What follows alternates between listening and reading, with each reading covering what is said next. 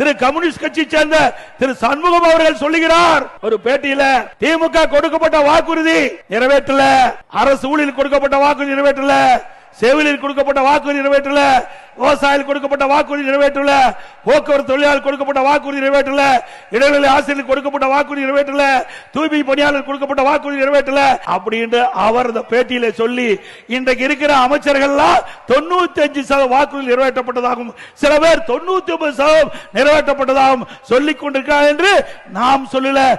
அந்த திமுக கூட்டணியில் அங்க வைக்கின்ற கட்சி கம்யூனிஸ்ட் கட்சியுடைய செயலாளர் சண்முகம் தெரிவிக்கிறார். ஆக கூட்டணியிலே புகைச்சல் கிளம்பி விட்டது, கூட்டணியே புகைச்சல் கிளம்பி விட்டது.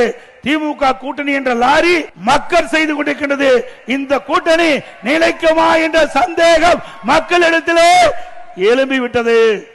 திரு ஸ்டாலின் அவர்களே, உங்கள் கூட்டணி நிலைக்காது என்பதற்கு இதுவே நான் சொன்ன கருத்து சான்று.